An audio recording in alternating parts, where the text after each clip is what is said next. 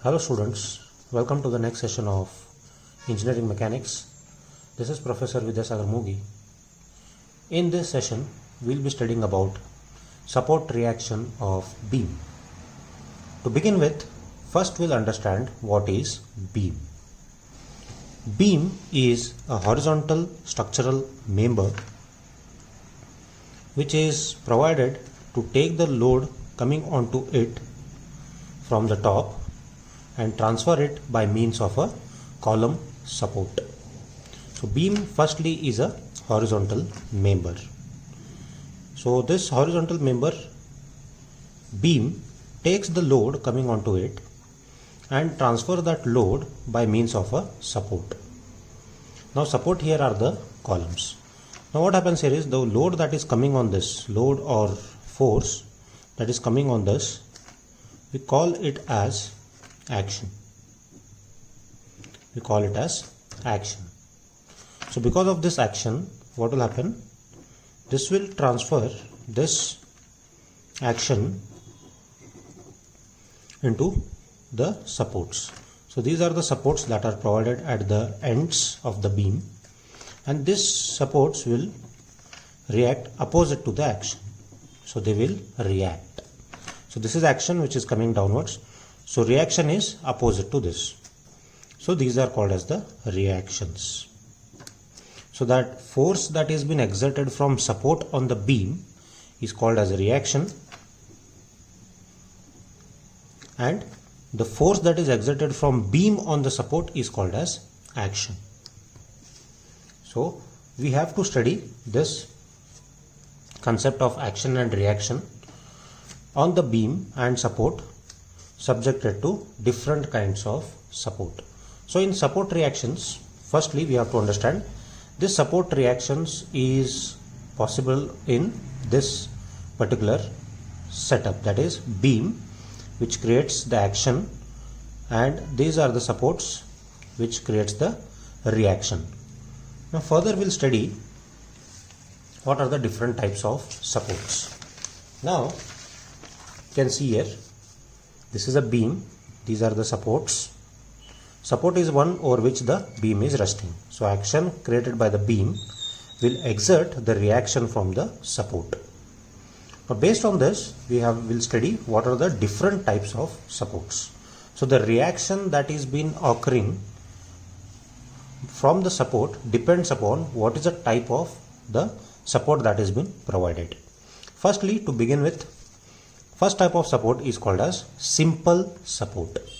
What is simple support? Simple support, the name itself suggests that the beam is just resting on the two sides of the support.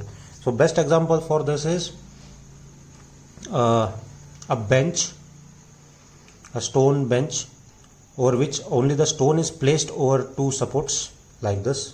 Now this is a pen and these are the supports. The fingers are the supports and pen. I am just placing this pen on the two sides. So these supports, these fingers are the support and this pen is just placed. Now if I apply any force in the horizontal direction, what will happen? The pen will move. There is no one to hold that or resist. But if I press the pen in the downward direction, what will happen? Because of the support, the pen will not move downwards. So simple support is same, where this beam is just resting on the support. Now to understand what are the forces that are acting in the support, now as I said, this support will only resist the movement of the beam in the downward direction. Now if I apply some action here, what is happening? This beam is moving downward, but because of the support, they will react. So reaction of the support is in which direction? Opposite to the action, upwards. You can see here, if this is action, then reaction is upwards. Now to understand about the simple support is, this simple support will react only in the direction perpendicular or opposite to the force applied. It will act only in perpendicular to the beam. It will act only perpendicular to the beam. If I apply any action here, what will happen? This beam will move like this. There is no one to resist it. So simple support has only one reaction which is acting perpendicular, and it is only one. So there is only one reaction at one support. So this is what is simple support. So moving on to next. So next type of support is called as roller support. So in roller support is similar to that of simple support. Only difference here is, in place of simple support we place the ball bearings. So the support that is provided is in circular form. So you can take an example of a skateboard. Now if you take the skateboard, the wheels acts as a roller support there. Now when a person stands on a skateboard, that skateboard will not go down because the tires are acting as a roller support there. But the same cannot be assured in the horizontal direction. Is there any support in the horizontal direction? No. If the person tries to slide in the horizontal direction, then obviously the wheels will roll. So similar in case of this. So that is why simple support and roller support both are same. So the representation of roller support is like this. You have to show a triangle and you have to show two circles. This is the way of representing the roller support. So again, as I said, roller support is also represented in this manner. So here when you apply any action, if you assume this as a skateboard, so this roller will resist the movement of this beam in downward direction. So one reaction here, one reaction here. But if I apply any force in horizontal direction, it will slide off. So there is no reaction in horizontal direction. So one reaction on each support. So moving ahead, hinge support. The next type of support is called as hinge support. So in hinge support, I'll tell you the example of door. Now you have seen the door which is provided with a hinge kind of support where it is possible to rotate the door in any direction, but you cannot pull it off, right? If you pull the door, it will not come in your hand, right? It is difficult to take out the door, but it is easy to rotate in any direction. So hinge support also acts in the same manner. Now in hinge support, if I apply any action in vertical direction, we have a vertical reaction to take care of that. It will resist the movement of this beam in vertical direction if this is action. In the same way, if I apply any force in horizontal direction, there is also a reaction in the horizontal direction which will resist the force in horizontal way. So for hinge support, there are two reactions at each support. So one support has two reactions, that is vertical and horizontal. So resultant of these two is given as RA. Resultant of these two is given as RA. And hinge support is generally represented like this: a triangle and a slant line. Moving ahead, next type of support. The last type of support is called as fixed support. So in fixed support, the representation is like this: a straight line followed by lines.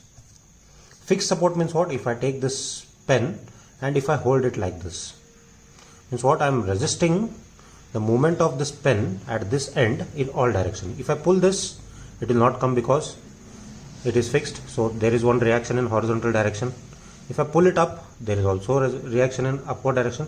If I try to rotate this, then there is also resistance offered by the support. So means what? If I apply any action in vertical, horizontal, or if I try to rotate this element, this type of support will resist the rotation as well as the movement of the object because of fixed support. So there is one reaction in vertical direction, one reaction horizontal direction, and also there is a movement. So two forces and a movement. So total how many reactions? There are three reactions. So three reactions on each support. So one more thing, if this is a beam or this is a member, and if I apply one force here, say suppose P, and this is L, and I provide with the fixed support. Now because of this force, how will this object rotate? Now I have fixed here and I am applying force here. So it will rotate like this, it will rotate like this. But because I have provided fixed support, what will happen? It will not allow the rotation of this object. Why?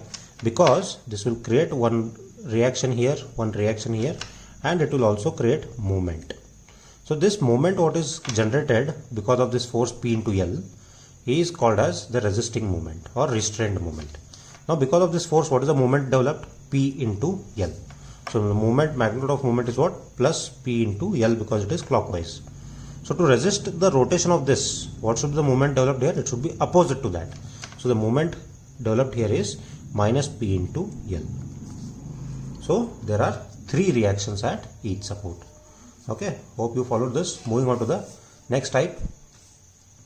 Next we will understand what are the types of beams. So the types of beams are classified based on what are the types of support they are provided with. Now to discuss about the first type of beam is called as simply supported beam. Simply supported beam, the meaning itself says if the beam is just resting over a simple type of supports, then the beam is termed as simple support. Okay, so this type of beam will resist forces only in what direction? Vertical direction. It cannot resist forces in horizontal direction. Next type of beam is called as cantilever beam. So cantilever beam is one where one end of the beam is fixed and other end of the beam is free. One end of the beam is fixed, other end of the beam is free, then it is called as cantilever beam. Moving on to next. Continuous beam. Continuous beam. The beam is called as a continuous beam if the beam is having more than 2 supports. If the beam is resting on more than 2 supports, then the beam is called as continuous beam. Next type of beam is called as propped cantilever beam. The beam is called as propped cantilever beam when one of the side of the beam is fixed support and other side of the beam is any of the simple support. Any type of simple support, may it be hinge, roller or just a simple support, then it is called as propped cantilever beam. The last one is called as overhanging beam. When the beam exceeds beyond any support, then it is called as overhanging beam. Now this from portion A and B, this is just a simple beam. From portion B to C, the beam is extending beyond the support, then this portion BC is called as what? Overhanging beam. Hope you understood this part. So this was the introduction of support reactions, where we studied what are the types of supports and what are the types of beams. In the next session, we'll understand what are the types of loads, and after understanding what are the types of loads, which is very important to solve the problems on beams, we'll move ahead with the numerical examples. Thank you very much.